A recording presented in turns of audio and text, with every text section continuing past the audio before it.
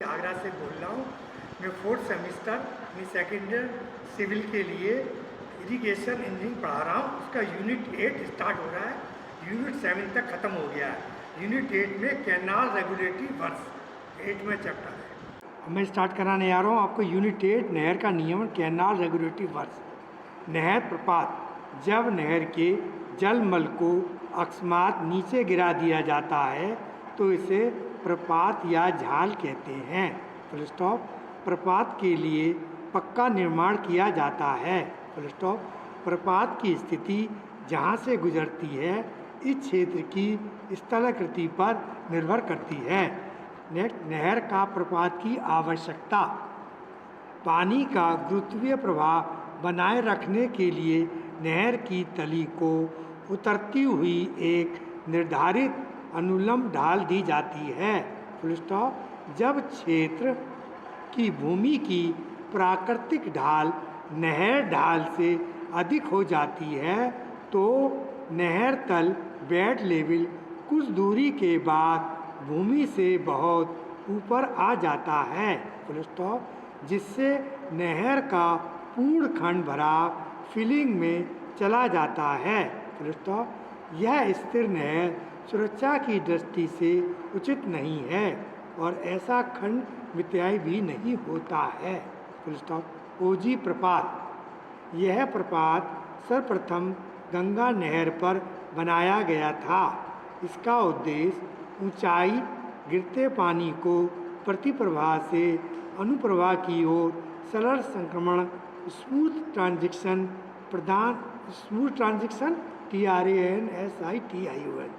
Smooth transaction प्रदान करता था तथा जल का सघट इम्पैक्ट इम्पैक्ट रोकना था। इसलिए प्रपात का निर्माण गिरते नेप फॉलिंग नेप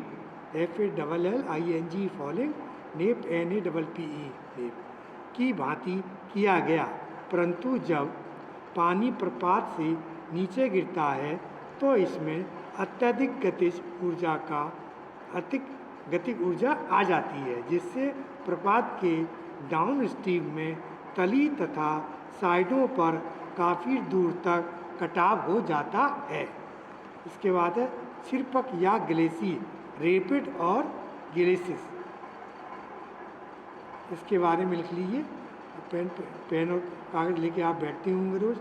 पानी का तल गिरने के लिए ओजी प्रपात के अगले चरण में सिरपक या ग्लेशियर, रैपिड और ग्लेशियस का निर्माण किया जाता है। जैसे पिक मीन्स रैपिड है। यह प्रपात पश्चिमी जमुना नहर पर बनाए गए थे। Paragraph change. Full stop. इस प्रपात में नहर की तली को ढालू बनाया जाता है। यह ढाल 1:10 से 1:20 रखी जाती है। Full stop. नहर की तली तथा साइडों की संख्या के लिए इन पर पत्थर की पिचिंग की जाती है, ढालू तली के डाउन स्ट्रीम से अप्रगामी तरंग स्टैंडिंग वेव स्टैंडिंग वेव या जलोच्छल हाइड्रोलिक हाइड्रोलिक जंप बनने के कारण पानी की अतिरिक्त गतिज ऊर्जा नष्ट हो जाती है। अब नेक्स्ट टॉपिक देख लीजिए, साड़ीनुमा प्रपात या स्टेपर्ड फॉल स्टेपर्ड फॉल फॉल मीन्स प्रपात। यह प्रपात अनेक छोटे छोटे खंडों में सीढ़ी के कदमों में स्टेप की भांति बनाया जाता है। Full stop. यह छिपक से कम छिपक मीन्स रैपिड से कम स्थान घेरता है परंतु अतिरिक्त गतिज ऊर्जा का ह्रास नहीं हो पाता। अब देख लीजिए आप प्रपात के अनुप्रवाह डाउन स्ट्रीम में ऊर्जा का ह्रास। प्रपातों के अनुप्रवाह डाउन स्ट्रीम में ऊर्जा का ह्रास। प्रपातों में पानी जब ऊंचे तल से नीचे तल पर गिरता है तो स्थैतिक ऊर्जा पोटेंशियल एनर्जी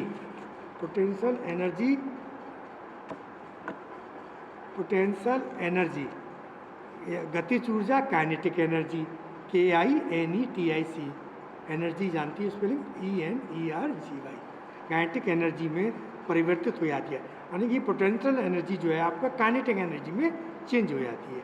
इसके प्रपात के अनुप्रवाह में पानी का वेग अत्यधिक हो जाता है। इस कारण नहर की तली तथा साइडों का कटाव होने लगता है, फुल स्टॉप, जिससे नहर खंड नष्ट हो जाती है। इसलिए पानी की अतिरिक्त ऊर्जा के ह्रास के लिए तथा पानी के प्रवाह को कम करने के लिए प्रपात के डाउनस्ट्रीम में कुछ युक्तियां अपनाई जाती हैं, जिन्हें ऊर्जा क्षयक एनर्जी डिस्पोटर्स कहते हैं, DISPOTORS डिस्पोजर कहते हैं। इसके बाद देख लीजिए फ्लूम, FLUME फ्लूम। जब नहर के समान खंड को कुछ लंबाई में सकरा कर दिया जाता है, या नहर के समान खंड को कुछ लंबाई में, सकरा मीन्स पतला, सकरी गली जैसे होती है, कर दिया जाता है तो इसे फ्लूम कहते हैं। यानी कि जब फ्लूम जैसे देखा वेग तेज करना हो तो आगे से चौड़ा और पीछे से पतला कर देते हैं, आगे से पीछे से चौड़ा आगे से पतला, सकरा कर दीजिए तो इससे क्या हो जाता है, सकरा कर दिया जाता है तो इसे फ्लूम कहते हैं। Venturi flume, VENCURIFLUME venturi flume, इसे मीटर फ्लूम भी कहते हैं। वेंचुरी फ्लूम को मीटर फ्लूम भी कहते हैं। ये नहर के लिए मिश्रण मापने के लिए बनाया जाता है और द्रव इंजीनियरिंग के प्रमुख वेंचुरी मीटर के सिद्धांत पर कार्य करता है। कंठ पर नहर के सकरा हो जाने पर पानी की गति बढ़ जाती है। जब कोई चीज़ को आप चौड़े को छोटा कर दोगे तो नेचुरल वेलोसिटी बढ़ जाएगी, तो इसी तरह इसकी नहर की जो सकरा हो जाने पर नहर की वेलोसिटी बढ़ जाती है तथा पानी की गहराई कम हो जाती है। फॉर्मूला है जिसको आप अप्लाई करोगे, Q CD into A1 into A2 upon under root A1 का स्क्वायर माइनस A2 का square into under root bracket star 2GH, जहाँ पर Q मिश्रण क्यूमेक में यूनिट है इसकी क्यूमेक, CD मिश्रण स्थिरांक है, ये कांस्टेंट है जो 0.95 से 1.0 लिया जाता है। तीसरा A1 कंठ से पूर्व चैनल का सामान्य सेंटीमीटर में है, सामान्य वेग सेंटीमीटर में। A1 एरिया कंठ से पूर्व चैनल का सामान्य एरिया मीटर स्क्वायर में, ये एरिया है। A2 कंठ पर चैनल का संकुचित क्षेत्रफल मीटर में, H दोनों कुंडों में तलांतर मीटर में।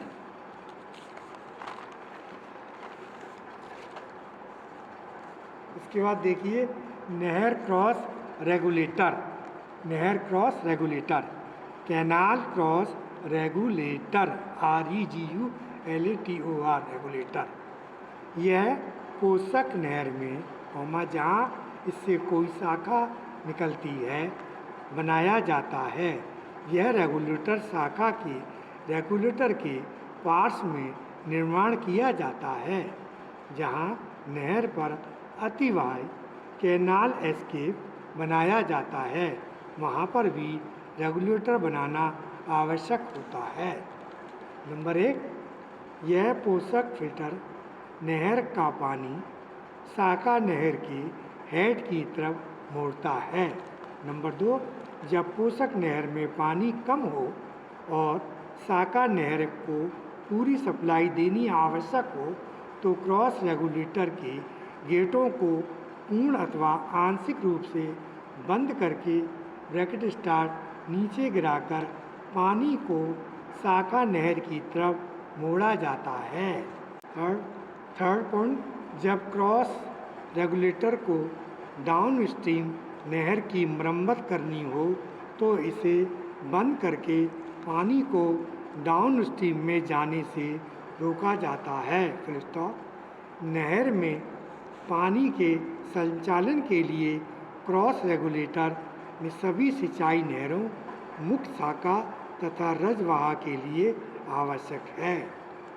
इसके बाद रजवाहा हेड रेगुलेटर यानी डिस्ट्रीब्यूटरी हेड रेगुलेटर।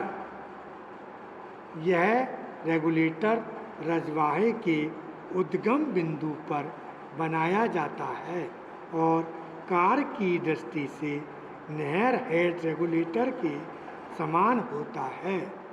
अंतर यह है कि इसकी संरचना छोटी होती है। रजवाहा हेड रेगुलेटर पोषक नहर पर बने क्रॉस रेगुलेटर से थोड़ा ऊपर की तरफ बनाया जाता है। पानी के प्रवेश को नियंत्रण में रखने के लिए इस पर फाटक लगाया जाता है। Full stop. इसके बाद है पूछ अतिवाही टेल, TAIL टेल। अतिवाही मीन्स एस्केप, ESCAPE एस्केप, पूछ अतिवाही। इसके बारे में लिख लीजिए। यह अतिवाही शाखा नहर व रजवाहों के अंतिम छोर टेल, TAIL टेल पर बनाई जाती है। जब ऊपरी क्षेत्र में वर्षा होने पर अथवा पानी की आवश्यकता ना रहने पर किसान लोग अपने मोगे यानी आउटलेट्स, OUTLETS आउटलेट बंद कर देते हैं तो इन मोगों का अतिरिक्त पानी बहुत बहता हुआ नहर के अंतिम छोर पर पहुंच जाता है, नहर के छोर पर पहुंच जाता है।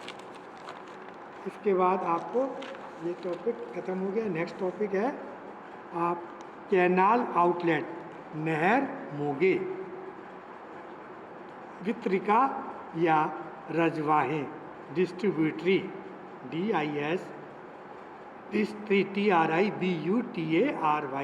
डिस्ट्रीब्यूटरी में सिंचाई हेतु पानी लेने के लिए इसके बैंक, BANKS बैंक में जो आर पार क्षेत्र बनाया जाता है उसे मोगा या निर्गम कहते हैं। मोगे के आगे कच्ची अथवा चिनाई की खुली नाली का निर्माण करके पानी को खेतों तक पहुंचाया जाता है। इसके बाद है मोगों की विशेषताएं, advantage of outlet, canal outlet. इसके जो 5 पॉइंट हैं वो मैं आपको लिखवा रहा हूँ।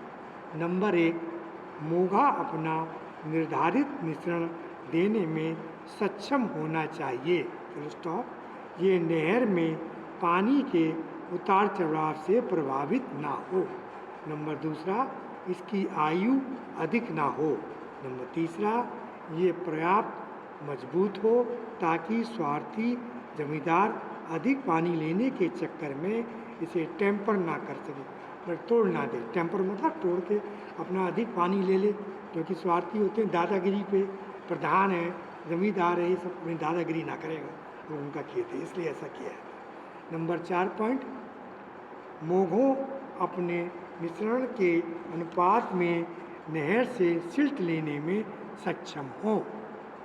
नेक्स्ट पॉइंट 5वां, मोगे से निकलने पर पानी की शीर्ष हानि न्यूनतम हो। Full stop.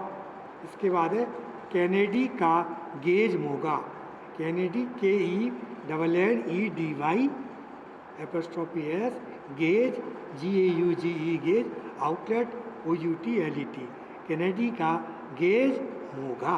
इसके बारे में लिख लीजिए। यह मोगा श्री कैनेडी ने जो पंजाब सिंचाई विभाग में मुख्य अभियंता थे, मुख्य अभियंता में चीफ इंजीनियर थे, 1906 में बनाया था। इस मोगे के अग्रभाग पर ढलवा लोहे की घंटानुमा यानी बेल माउथ ऑरिफिस लगी होती है। मैंने इसके उस पे जो भाग पे अग्र भाग पे मॉर्फिस लगी होती है।